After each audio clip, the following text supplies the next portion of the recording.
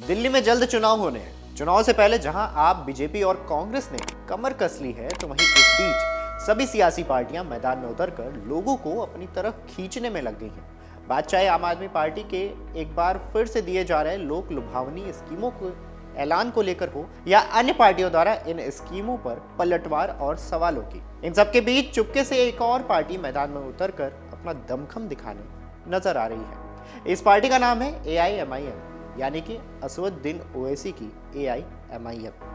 चौंकाने वाली बात यह है कि दिल्ली के पिछले कुछ चुनावों पर नजर डालें तो अब तक दिल्ली की राजनीति में आम आदमी पार्टी, भाजपा और कांग्रेस ही मुख्य पार्टियां देखने को मिली हैं। लेकिन इस बार इस पार्टी का मैदान में उतरने से क्या आगामी चुनाव में बड़ा खेला देखने को मिल सकता है, या फिर सिर्फ मैदान में उतरने की एक रणनीति के तौर पर सामने देखने को मिल रही है। बहरहाल इन सबके बीच पार्टी के प्रत्याशियों की काफी चर्चा है, जिनको ओवैसी की पार्टी ने मैदान में उतारा है। सवाल भी उन पर उठ रहे हैं। आपने ऑल इंडिया मजलिसे इत्तेहादुल मुस्लिमीन यानी कि AIMIM को यूपी, बिहार, महाराष्ट्र, गुजरात जैसे राज्यों में उनके विधानसभा में चुनाव में अपनी किस्मत आजमाते देख लिया होगा। लेकिन अब पार्टी अपना दायरा बढ़ाती नजर आ रही है। ऐसा इसलिए क्योंकि पार्टी को कुछ राज्यों में उम्मीद के मुताबिक नतीजे मिले हैं, जबकि कुछ राज्यों में तो सुपड़ा साफ हो गया है।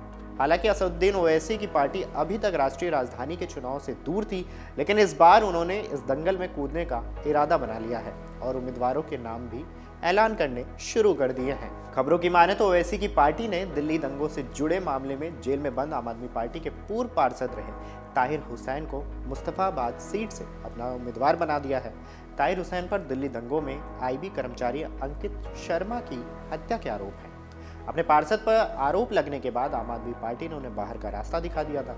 सिर्फ एक चेहरे पर खपन नहीं हो रहा है, क्योंकि एक और विवादित चेहरे को पार्टी की तरफ से टिकट दिए जाने के कयास लगाए जा रहे हैं। कहा जा रहा है कि AIMIM शाहरुख को भी अपना उम्मीदवार बना सकती है। अब आप सोचे होंगे ये शाहरुख कौन है, तो शाहरुख पर भी दिल्ली दंगों के दौरान पुलिसकर्मी पर पिस्टल तानने का आरोप था। हाल ही में AIMIM के दिल्ली इकाई के अध्यक्ष शोएब जामेई के शाहरुख के परिवार वालों से मुलाकात की तस्वीर सामने आई थी।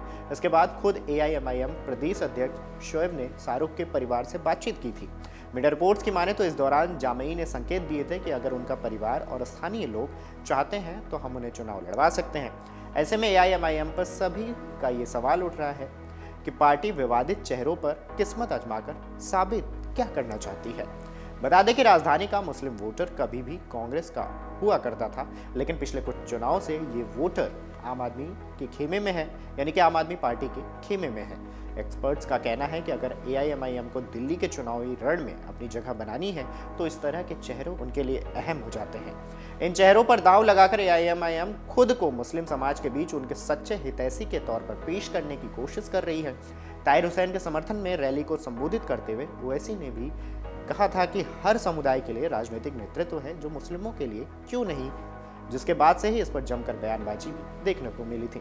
पहले इन नेताओं के बयान भी सुनिए, जो उस दौरान इन बयानों पर पलटवार कर रहे थे। देखिए, 2020 में 2020 में दिल्ली दंगे हुए थे, बहुत लोगों की जानें गई थी, और इस दंगों के पीछे जिसकी कॉन्स्पिरेसी थी, जिसने षड्यंत्र रचा था, ताहिर हुसैन, हम सबको याद है किस प्रकार से पत्थरबाजी की थी, किस प्रकार से लोगों को मारने की साजिश रची गई थी। और आज जो सलाखों के पीछे भी है, जिसके खिलाफ केस चल रही है, वैसे ताहिर हुसैन को AIMIM असदुद्दीन ओवैसी की पार्टी ने टिकट दी है दिल्ली के चुनावों के लिए। आप सोच के देखिए ये किस प्रकार का षड्यंत्र है। स्वाभाविक रूप से एक तरह से पूरे चुनाव को हिंदू मुस्लिम लाइन में पोलराइज करने की साजिश है, और एक तरह से ये एक धमकी भी हिंदुओं की के लिए है। ये धमकी है और नहीं तो क्या है।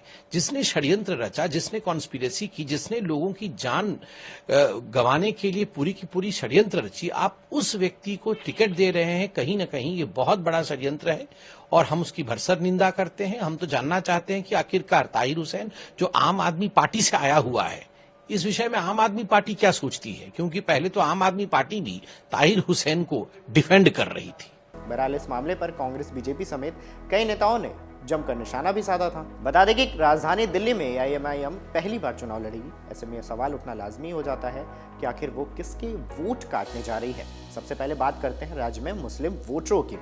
तो साल 2011 की जनगणना के मुताबिक राज्य में 12% मुस्लिम है। AIMIM मुस्तफाबाद, सीलमपुर, बाबरपुर, चांदनी चौक, ओखला जंगपुरा और बल्लीमारन जैसी सीटों पर अपने उम्मीदवार उतार सकती है।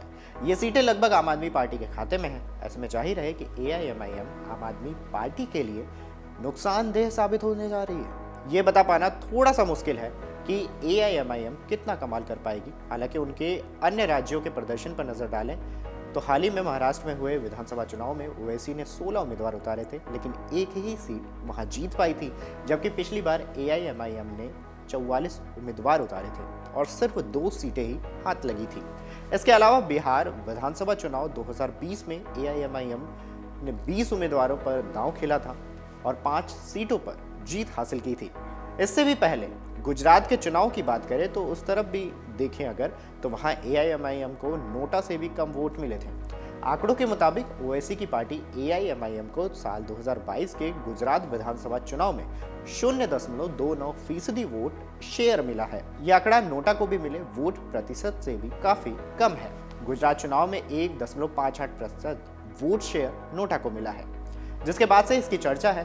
बहरहाल मुस्लिम वोटरों को साधने के लिए ओवैसी इन दिनों दिल्ली साधने में जुटे हैं। अब ऐसे में देखना दिलचस्प होगा क्या आम आदमी पार्टी, बीजेपी और कांग्रेस के बीच AIMIM अपना दमखम दिखा पाती है या चुनाव में कोई गेम कर पाती है। ये तो आने वाला वक्त बताएगा। अगर आप ये वीडियो YouTube पर देख रहे हैं तो हमारे चैनल को सब्सक्राइब कर बेल आइकन दबाएं और Facebook पर देख रहे हैं तो हमारे पेज को लाइक करें। 8 मिलियन प्लस सब्सक्राइबर, आपके इस भरोसे के लिए बहुत धन्यवाद।